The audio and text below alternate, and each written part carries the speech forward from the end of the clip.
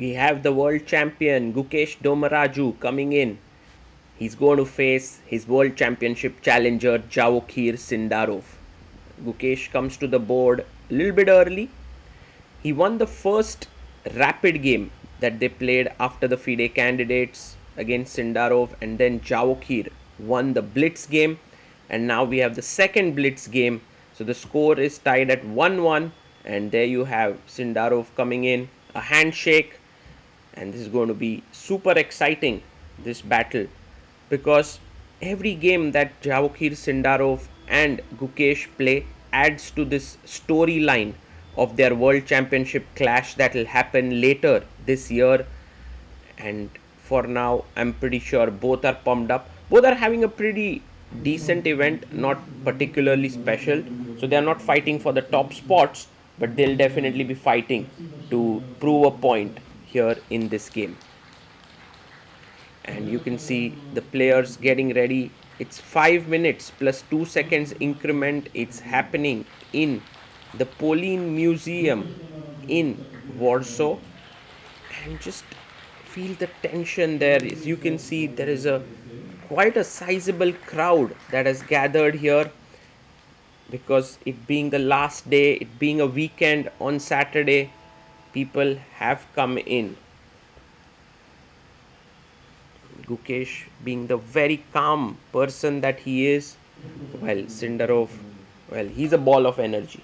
Handshake, pawn to e4 by Gukesh, e5 by Javokhir, and knight to c6. We have the Ruy Lopez, a6 bishop comes back, and now d6 played instead of the more popular knight to f6, which makes Gukesh pause a bit, because, well, you are well prepped for knight f6, but to d6 you have to go back into your memory.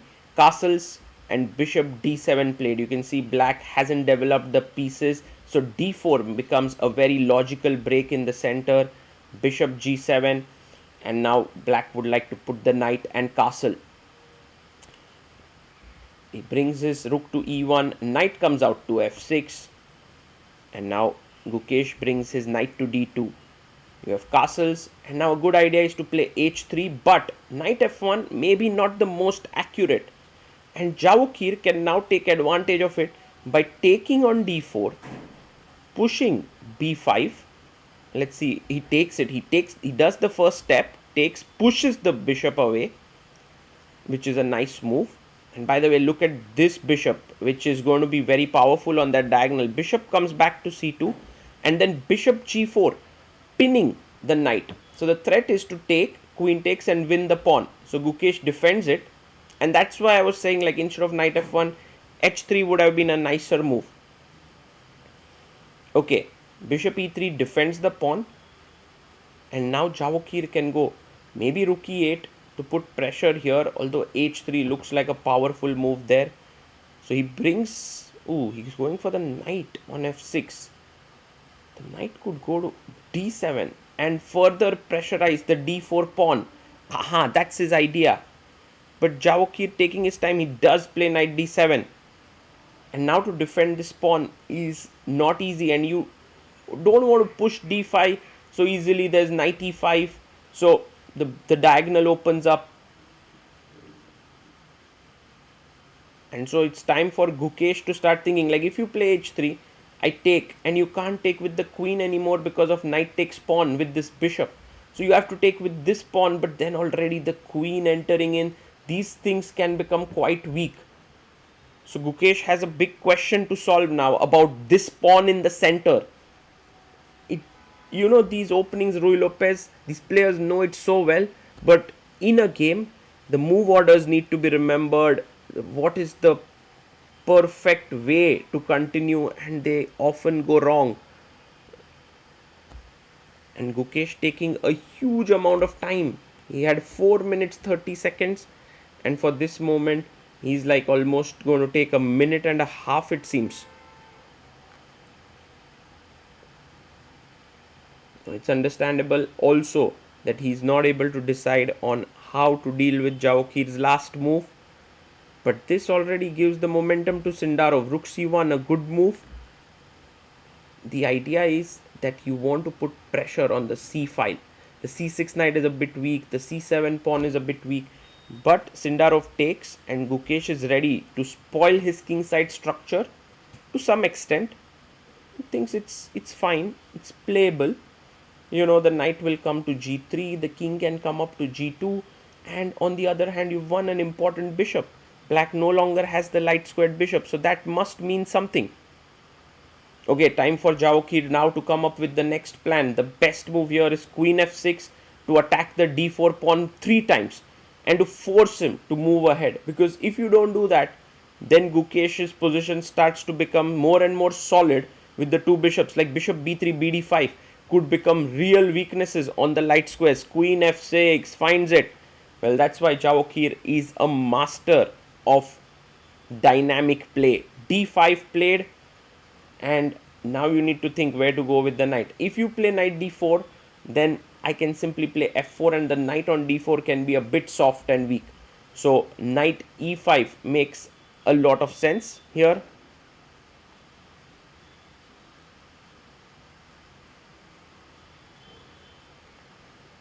And knight c e5 f4, he plays it. I think Gukesh must go f4. He plays it. Knight c4, attacking the bishop and the pawn. Pawn attacks the knight. You give up. You get this very weird structure in the center. But that's okay. The pawn defends here. Rook e8 is an interesting move. Just to put pressure on the e file. The knight can also go here. I mean, there's another possibility to play b4 and knight c5. He plays rook e8.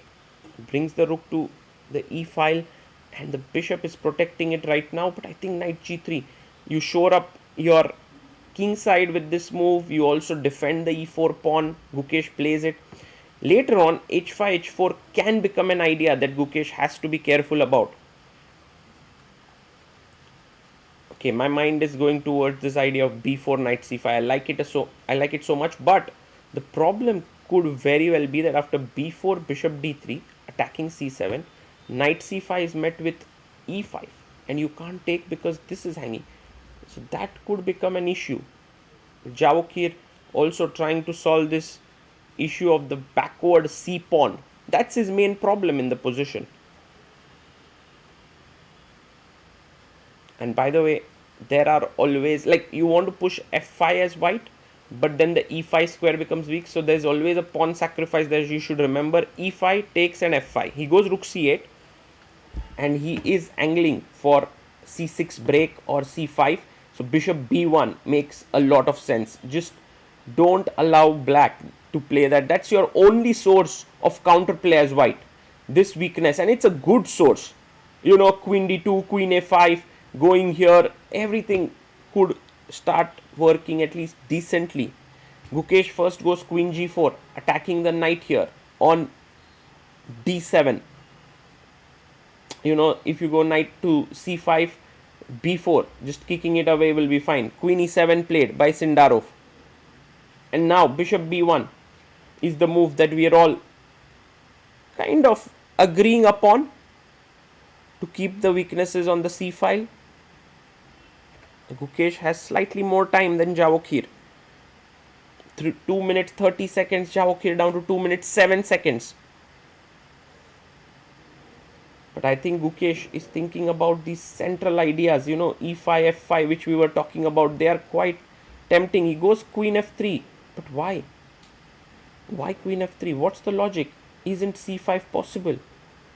c5, maybe he has this idea. d takes, rook takes, c6, e5, attacking here.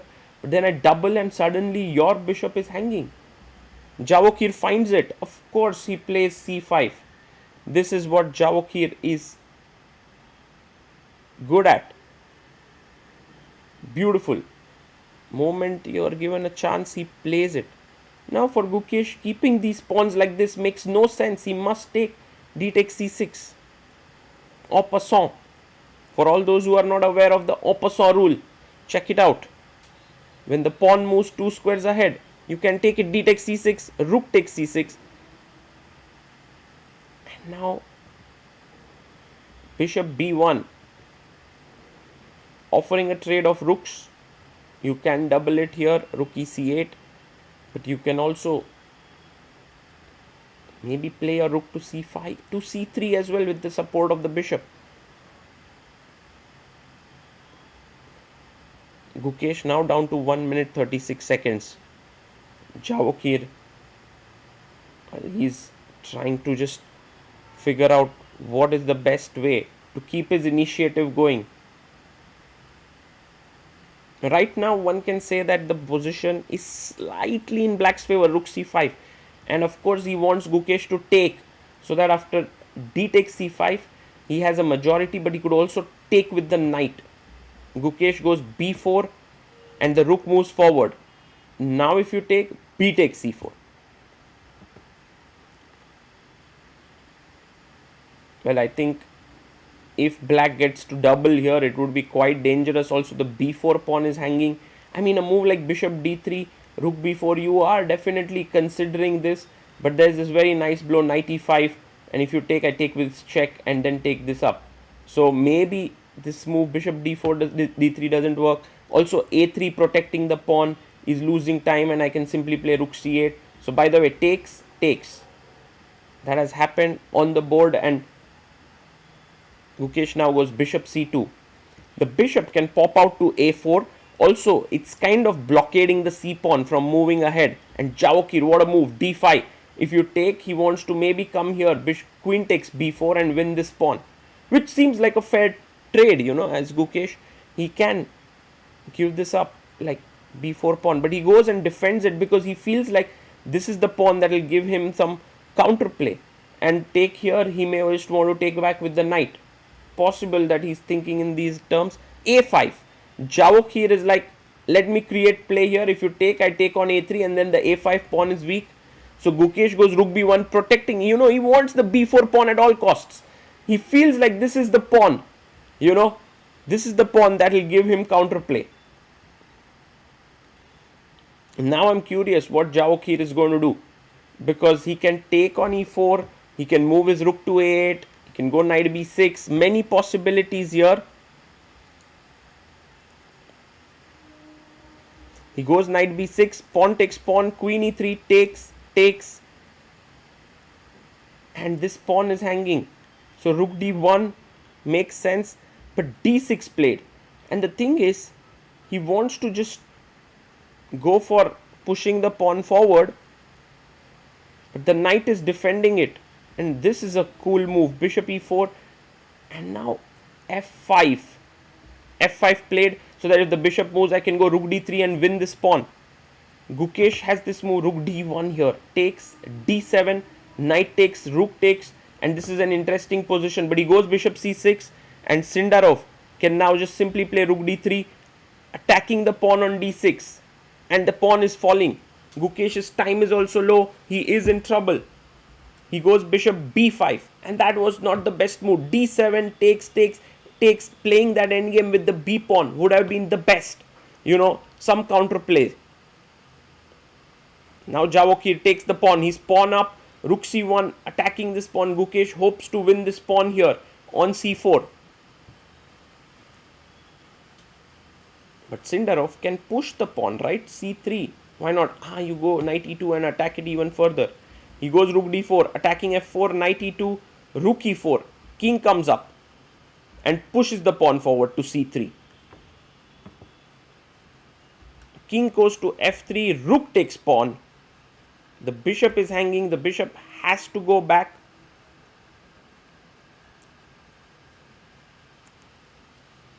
And now the knight comes in, even putting pressure on f4. Rook b1 offering a trade, takes, knight b4, c2 is coming. There's absolutely no way to stop it. The bishop on g7, a monster, and Gukesh resigns. Javokhir Sindarov has scored an amazing victory here, and with this, he manages to score 2-1 in their games. Of course, it's not classical chess, but it's definitely a psychological edge, as Javokhir puts his pieces, leaves the board, and so does Gukesh. A great 3-game mini match between Gukesh and Sindarov comes to an end. Hope you enjoyed it.